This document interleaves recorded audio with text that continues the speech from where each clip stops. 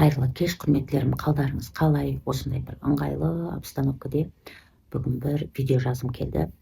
Мен негізі шабытым келгенде жұмыс істейтін адаммын. Шабыт деген ол Құдайдан келген сигнал, импульс деп айтады. Яғни біз өмірде не қалаймын деп өмір сүрмейміз, осы уақытқа дейін. Не дұрыс, нені істеген дұрыс деп өмір сүргенбіз. Енді осы жасқа келіп, осындай еркіндікте өмір сүруге өзіме рұқсат бердім. Әрине, егер қазіргі білім болғанда жас күнімнен осындай ритмде өмір сүретінем. Мен бұрын жанталасып, қиналып, жүгіріп, күресіп өмір сүріп тапқан ақшамнан қазір жайбарақат, маужыраған, асықпай, тыныштықта тауып жатқан ақшам бірнеше есе көп. Мысалы қарап жүрсем, сіз бойыңызда травма бар екенін қалай білуіңізге болады деген тақырыпта осындай бір сабақ жазғым келіп отыр. Негізі адамдар бойында травма бар ма жоқ па екенін оның қазіргі өмірінен, жай-күйінен, результатынан, тауып жатқан ақшасынан, жан-жағындағы адамдармен құрып жатқан қарым-қатынасынан, қаншалықты өзінің өміріне көңілі толады, толмайды, соған қарап негізі анықтай берсе болады. Бүгінгі өміріңіз сіздің бұрынғы өміріңізде алған травмаңыздың салдары. Себебі әрине балалық шақтан басталады да. Бірақ өкінішке орай қазір көп адамдар травма бар дегенге сенбейді. Кейбір деңгейі төмен адамдарға ұнау үшін травма деген нәрсеге даже күледі де. Егер өміріңіз өзіңізге ұнаса, көңіліңізден шықса, онда сөз жоқ да. Ал егер қандай да бір сфераңыз көңіліңізден шықпаса, демек сізге ойлану керек. Себебі біз мынау дене емеспіз. Негізі осы сөзді естігенде адам уже тереңнен ойлана бастау керек. Біз мынау дене емеспіз, біз ой емеспіз, біз сөз емеспіз, біз сезім емеспіз. Біздің табиғатымыз басқа құбылыс. Бірақ мен мынау денемін, мен мынау адаммын деп өмір сүріп қалғанбыз. Ал бұл құбылыс, бұл дене программасы өмір сүрмейді. Негізі бұл дене программасы өмір сүрмейді. Сіз қаласаңыз да, қаламасаңыз да бұл дене программаланады. Не өзіңіз программалайсыз, не қоғам программалайды, не жан-жағыңыздағы адамдар программалайды, не балалық шақтағы программамен өмір сүресіз, не дін программалайды. Әйтеуір бір машинаның рөлін өзіңіздің қолыңызға алмасаңыз, басқалар басқаратын болады. Сондықтан маған келген клиенттер әрине проблемамен келеді. Егер сізде бүгін өміріңізде проблема бар болса, демек сіздің балалық шағыңызда қандай да бір опыт болған, тәжірибе болған. Түсінесіз ба? Сіздің өміріңізде қандай да бір ситуация болған, сіздің программаңыз, сіздің бойыңызға программа болып жазылған сол. Бірақ мен адамдармен жұмыс істегенде қай уақыттан бастап адамның өмірін сұрай бастаймын. Мысалы, ең бірінші көрсететін нәрсе адамда қаншалықты травма бар жоқ екені, ол адамның есейген уақытына келгенде. Яғни мектепті бітіргеннен кейін әртүрлі адамдар бар. Мысалы, біреулер мектеп бітіргеннен кейін әке-шешемнің ақшасы болған жоқ деп оқымай қалатындар бар. Біреулер бар, оқуға түсе алмай қалады, түспей кетеді сол күйі. Біреулерді вообще әке-шешесі оқытпайды. То есть біздің заманымыздағы адамдарды айтып жатырмын. Ол қазір 50, 55, 40, 45-тегі адамдарды айтып жатырмын. Не үшін? Себебі біздің заманда қоғамның қаймағы ол дипломы бар адамдар болған. Мысалы, заманың түлкі болса тазы болып қу дейді. Адам заманына қарап өмір сүруді үйрену керек негізі. Не үшін олай айтып жатырмын? Себебі біздің заманымызда шын мәнінде диплом ол маңызды болған. Себебі Советский Союзда өмір сүрген адамдар, оларда бір-ақ сектор болғанда. Яғни адамдар өкіметке жұмыс істеген, өкіметтің үйінде өмір сүрген, өкіметтің машинасында жүрген, яғни бізге өкімет жауап берген. Біздің жас күнімізде шын мәнінде диплом маңызды болған. Яғни диплом барлар ауыр жұмыс істеместен жеңіл жұмыс істеп жақсы ақша тапқан, ал диплом жоқтар ауыр жұмыс істеп ақша тапқан. Заманның, уақыттың әр кезінде адамның өзінде таңдау болады. Біздің заманда шын мәнінде бір жақсы өмір сүру үшін дипломға ұмтылу маңызды болған, понимаете? Ал дәл қазіргі заманда, мысалы, диплом оншалықты маңызды емес. Кез келген мамандықты жақсы көре беруімізге болады, бірақ сол мамандықтан мен қаншалықты өнем, өсем, қаншалықты үлкен ақшалар таба аламын деген идея болу керек та. Ақша қай жерден ақша табамын деген емес, маған не ұнайды және өзіме ұнайтын профессиямен шұғылдану арқылы үлкен ақша табу. Яғни, егер сізге ұнайтын бір іс болатын болса, міндетті түрде ол егер сізге шын мәнінде ұнайтын болса, ол Құдай салған сіздің талантыңыз болатын болса, ол жерде міндетті түрде сіз үлкен ақша табасыз негізі. Құдайдың өзі жолыңызды аша береді мысалы да. Мысалы мен тіпті осылай үйдегі қарапайым обстановкада видео жазсам да, қазір маған көптеген журналистер, көптеген подкасттарға мені шақырып жатыр да, сұхбаттасуға. Дәл қазір мен дайын емеспін, өзімнің бір пландарым бар, өзімнің жұмыстарым бар. Апрельде шетелге шығып келуім керек. Одан кейін уже жайлап шыға бастаймын деп ойлап отырмын. Үйімде отырып қарапайым видеолар, сабақтар жазсам да, мені көретін адам көріп жатыр. Не үшін? Потому что бұл әлемде всегда Құдайдың қалауы болады негізі. Айтайын деп жатқаным, адам всегда өзінің жанына не қалайтынын білу керек. Маған не ұнайды деп. Ал бізде көбінесе біз қалай оқуға түстік, бізде таңдау болған жоқ, например, да.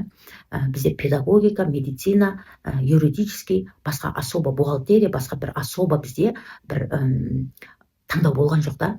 Мысалы, мен өзім таңғаламда бірінші курста оқып жүргенде мен педагогикаға түскен, бірақ психологиядан мен жарысқа қатыстыра беретін да. Мен бәрібір біздің заманымыздағы жастар бала болғанбыз. Бәрібір 18, 19, 20, 25, 30-да да бала болғанбыз біз. Санамыз соншалықты төмен болған. Потому что біз неше түрлі наным сенімдермен өскенбіз. Бізде еркіндік болмаған, білім, ашық білімдер болмаған ол кезде да. Бірақ сол психологияға студент кезімде қатысып, қалай бірінші орындарды алғам, қалай диссертациялар қорғағам дегенге таңғаламын да. Сол кезде психолог мұғалімдер айтатын маған: сен психологияға ауыз, сен психологиядан өте мықтысың деп артымнан қалмайтын да. Сонда айтамын да, мына бізге Құдай всегда жол көрсетеді да, бірақ оны біз көре алмаймыз да, потому что біз программамен өмір сүреміз да. Менің алдымда тек қана медик болу или болмаса педагог болу ғана алдымда тұрды да. Соны педагогты таңдадым. Психология деген мамандықты біз вообще менсінбейтінбіз де, түсінбейтінбіз де. Біздің халық оны түсінбейді, бізге ол керек емес. Ол шетелде ғана бар мамандық болатын да. Біз күретінбіз ол профессияға. Болашағы жоқ деп ойлайтынбыз. Көрдіңіздер ме, сол кезде де мен профессияны мимен таңдағанмын да, понимаете, правиламен таңдағанмын да, жаныммен таңдамағанмын. Сонда ойлаймын да, психолог мамандардың соншалықты көрегендігі болғаны ғой деймін да. Қазір ойлаймын, қандай тақырыптарға мен жаздым сол кезде, қай мимен жаздым, ол қайдан келген ақыл, қайдан келген білім деп таңғаламын да. Сөйтсем бізді Құдай басқарады екен ғой. Егер біз адамның рөліне түсіп кетпесек, бізді Құдайдың өзі басқарады екен, барлығын оңға жүр, солға жүрде көрсетіп тұрады екен да. Ал бірақ біз оны тыңдамастан адамның жолына түсіп кетеді екенбіз, түсінесіздер ме? Енді айтайын деп жатқаным, дәл қазір мысалы диплом оншалықты маңызды емес та. Оншалықты маңызды емес. Не үшін? Бізде көбінесе әйтеуір бір оқу керек. 9-шы сыныпты бітірген екен, әйтеуір бір оқуға түсу керек, не болмаса 10-шы сыныпты әйтеуір бітірген екен, бір оқуға түсу керек деген. Қазір мысалы не көп студент көп, бірақ 80-70% өзінің профессиясымен жұмыс істемейді. Оқып жүргеннің өзінде, өзінің оқып жүрген профессиясын ұнатпайтындар көп, ұнатпаса да оқып жатқандар көп. Не үшін оқып жатсың десең, енді бір диплом керек қой дейді. Яғни әлі сол адамдардың правиласымен жүрген адамдар бар да. Ал ата-анасы ерік берген балалар, олар не істеп жатыр? Өздері ұнатқан бір мобилография болсын, өздері бір ұнатқан бір профессияны үйреніп алып, соның 1-2 айлық курсын оқып алып, айына 16, 17, 18, 20 жасар балдардың мен миллиондап ақша тауып жүрген білем, мені талай түсірген. Сондай бізде ата-аналар өкінішке орай бала шағасына ерік бермейді. Ал кішкентайынан жаңағыдай программамен өскен балдарда қызыға бермейді бір жағынан. Шын мәнінде бала шаға қатты қызықса, әке шешені тыңдамастан, әке шешенің көзін жеткізіп, қалаған нәрсесімен шұғылдана алады негізі. Сонда адамның травмасы бар екен, мен мектепті бітірген уақытынан қадағалаймын да. То есть адаммен жұмыс істегенде мен мектепті бітіргеннен кейін сен қандай шешім қабылдадың, не істедің деген жерге тоқталамын да. Осы жерде бала екі жолда өседі, екі бағыттағы тәрбиені алып өседі. Бір бала әлі кішкентай бала сияқты ата-анасының айтқанымен жүретін, екіншісі ересек болып кеткен, уже көп жауапкершілікті алып алған адамдар болады. Екеуінің де өмірі ауыр болады. Мыналар өмір бақи бала болып өтіп кетеді. Бірінші әке шешесінің айтқанын істейді, одан кейін күйеуінің айтқанын істейді, одан кейін енесінің айтқанын істейді. Әйтеуір өмір бақи солай, кейін бала шағасынан алдында кішкентай болып жүреді. Солай өмір бақи солай баланың позициясында өтіп кетеді. Ал мыналар өмір бақи үлкен жауапкершілік артып алып, әке шешесін бағады, бауырларын бағады, одан бала шағасын бағады, одан немерелерін бағады, өмір бақи осылай үлкен жауапкершілікті алып алып, өмірден шаршап, 45-50-ге келгенде барлық нәрседен шаршап, не болмаса ауруға шалдығып, осылай өмір сүреді. Екеуінің де жолы ауыр болады.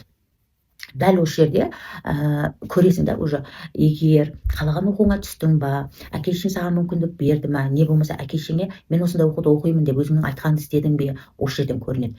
Көп адамдарды, мысалы әсіресе әйелдерді не алып қашып кетеді, сол алып қашқан жерінде қалып қойдым дейді. Мен ол еркекті танымадым, жігітті танымадым, содан тие салдым, ел не дейді, әке-шешем не дейді деп тие салдым дейді да. Бізде даже жаңағы тұрмысқа шығудың өзі бір саналы түрде болмағанда, көп адамдардың қарап тұрсаң, содан бірінші сіздің травмаңыз бар жоқ екенін мен мектепті бітіргендегі одан кейінгі қадамыңыздан білемін. Екінші, сіздің тұрмысқа шыққан не үйленген кезіңіздегі таңдауыңызға қараймын. Яғни сіз қандай еркекке күйеуге шықтыңыз? Өзіңіз жүріп, сүйіп, танып, біліп, 1 жыл, 2 жыл, 3 жыл достасып кейін шықтыңыз ба? Не болмаса көрмейтін, білмейтін біреуге шықтыңыз ба? Және күйеуіңіз қандай болды? Сізді бағатын еркек болды ма? Бақпайтын еркек болды ма? Сізді бағалайтын еркек болды ма? Бағаламайтын еркек болды ма? Бұл жерде сіздің күйеуіңіз қаншалықты жақсы, жаман емес, күйеуіңіздің сізге қылған қарым-қатынасына қарап, сізде қандай программа бар екенін білемін. Екінші этап бұл күйеуге шығу, яғни отбасын құру, осы жерде білінеді. Үшінші этапыңыз күйеуіңізбен, қайын жұртыңызбен қарым-қатынасыңыз қандай болды? Одан кейінгі этап бала шағаңызбен қарым-қатынасыңыз қандай? Түсінесіздер ме? Міне, бұл ситуацияның барлығы сіздің қаншалықты өмірде травмаңыз бар жоқ екенін көрсетеді. Яғни қаншалықты сіз балалық кезде травмамен өмір сүрдіңіз, травма алдыңыз, алмадыңыз, сол травмаларыңызды әлі ойнап келе жатыр ма, жоқ па, соны көрсетеді. Яғни қазір травмасы бар адамдар қалай өмір сүреді? Постоянно негативті жай-күйде, яғни қорқынышта, уайымда, бала шағасына уайымдайды, күйеуімен қарым-қатынас дұрыс емес, күйеуім тастап кете ма деп қорқады, күйеу измена жасайды, қарызға батып жүреді, ақша таба алмайды, өзінің миссиясын таба алмайды, менің қолымнан ешнәрсе келмейді деп азғантай ақшаға жұмыс істейді, өзінің сүйгенін таба алмайды. Ажырасып кеткен ол қалай десем екен, бізде бір ажырасып кетуді бір өлім ретінде көреді ғой, бірақ ажырасып кету ол өлім емес. Сіздер даже өздеріңіз ажыраса алмайсыздар. Сіздердің бір ең үлкен қателіктеріңіз, сіздер өздеріңіз танымайсыздар да. Сондықтан ойлайсыздар, мен ажырасуға тура келді, ажырастым деп өздеріңізді бір ақтап жатасыздар да. Шын мәнінде сіздің егер күйеуіңізбен екеуіңіздің или әйеліңізбен екеуіңіздің энергияңыз, деңгейіңіз тура келмесе, Құдай ажыратып жібереді, энергетикалық түрде ажыратып жібереді. И сол жерде сізді заявление жазуға мәжбүрлейді энергетикаңыз, Құдай да. Не болмаса, әйтеуір бір сіз ажырасуға барасыз, мәжбүр боласыз. Сіз оны істемеуге мүмкіндігіңіз жоқ, сіз оны өзіңіз істеген жоқсыз, сізді істетті Алла, не болмаса кеңістік, Құдай, не болмаса энергия деп айтайын, иә. Қаласаңыздар ғылыми тілде, қаласаңыздар діни жолмен түсіндіріп берейін да. Бізде адамдар мен ажырасуға мүмкіндігім болған жоқ, мен ажырастым деп ақталып жатады, не ұялып жатады да, бірақ сіздің ажырасуға мүмкіндігіңіз жоқ. Сіз тіпті демалып жатқан жоқсыз өзіңіз. Ал тем более өміріңіздегі үлкен шешімді тем более өзіңіз істей алмайсыз. Потому что сіздер күйеуге шыққанда, не семья құрғанда, сіздердің деңгейлеріңіз әлі төмен болады да. Күйеуіңізден таяқ жеп, қайын жұртыңыздан таяқ жеп, сіз шамалы ойланасыз, ізденесіз, сөйтесіз, деңгейіңізді көтересіз. Осы жерде екеуіңіздің энергетикаңыз екі түрлі болғанда, сізді Құдай, энергетика, кеңістік кетуге мәжбүр қылады. Потому что екеуіңіздің энергетикаларыңыз тура келмейді, программаларыңыз тура келмейді уже. Сіз өстіңіз, мынау өскен жоқ. Ол еркек болсын, әйел болсын, маңызды емес. Ауырсаңыз да, ол сіздің программаңыз деген сөз.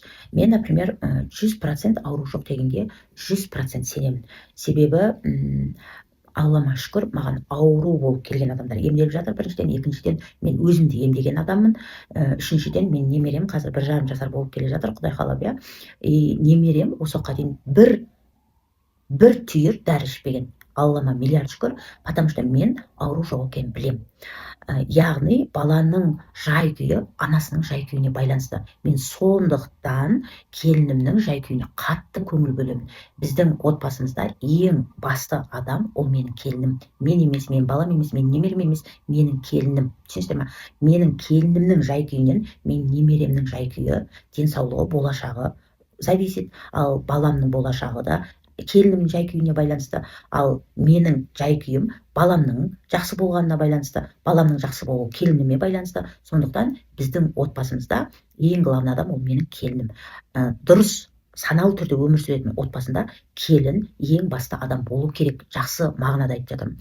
Сіздер келіндеріңізді қаншалықты еркелетсеңіздер, сіздер келіндеріңізге қаншалықты жақсы мәміле жасасаңыздар, ол сіздің басыңызға шықпайды. Егер сіз границаңызды қорғайтын болсаңыз, егер оның да границасын, өзіңіздің де границаңызды қорғап өмір сүретін болсаңыз, келініңіз сіздің басыңызға шықпайды. Никогда. Шықса, менің келінім шығып кетер еді басындағыны, понимаете?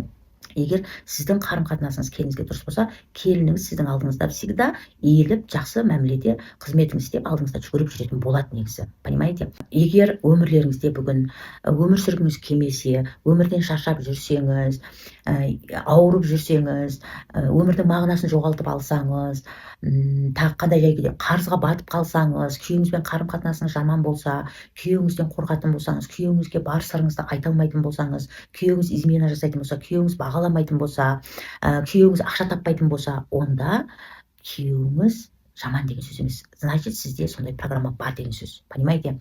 Бізде бала шағасына таяқ жеп жүретіндер бар. Таяқ жегенде прямой смыслда емес, бала шағасы өмірден орын таба алмай жүреді. Ол да сізге байланысты, понимаете?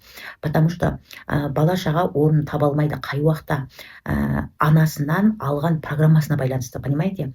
Сондықтан, егер осындай өмірлеріңізде проблема бар болса, демек сізде балалық травма бар деген сөз. Травма бар жоқ дегенмен ойнаудың керегі жоқ. Себебі мына машина бәрібір программалатын нәрсе. Мұнан сіз қаласаңыз да, қаламасаңыз да программалайды. Егер бүгін әлемдегі болып жатқан соғыстарды көріп отырған болсаңыз күнде, значит программалап жатсыз өзіңізді дальше, понимаете? Потому что сіз мынау емессіз, мынау программаланатын энергетикадан тұратын құбылыс. Так что өздеріңізді терең танып біліңіздер. Жақында жаңа поток ашылады, өзіңіздің шынайы табиғатыңызды танып, сонымен өмір сүруіңіз керек. Мынаны ескі жаман программадан тазалап, жаңа дұрыс программаны енгізуіңіз керек. Ал бұны дұрыс программалау үшін бірінші өзіңіздің шынайы табиғатыңызды тануыңыз керек. Яғни жаныңызбен өмір сүруді үйренуіңіз керек. Құдай көзге көрінбейді. Яғни Құдай бізді жаратқан. Құдай көзге көрінбей ме? Значит, сіздің де Құдай берген, Құдай жаратқан көзге көрінбейтін табиғатыңыз бар. Біз мына көрінетін денеміз бар, біздің көрінбейтін денеміз бар, бірақ біз көрінетін денемізді ғана танимыз да, көрінбейтін денемізді танымаймыз. Бірақ сол именно көзге көрінбейтін денеміз біздің главный табиғатымыз. Понимаете? Сол үшін жаңа потокқа оразаның уақытысында арзан акциямен өткізіп жатырмын. Үлгеріп қалыңыздар, тіркеліп қалыңыздар. Мына өмірдің барлық шындығын біліңіздер, таныңыздар. Құдайға сену және Құдайды тану екі бөлек нәрсе. Мен бір нәрсеге сенемін дегенде, ол значит сен до конца сенімді емессің деген сөз. Понимаете? Мен бір нәрсені білемін дегенмен, мен бір нәрсеге сенемін деген ол екі түрлі мағына.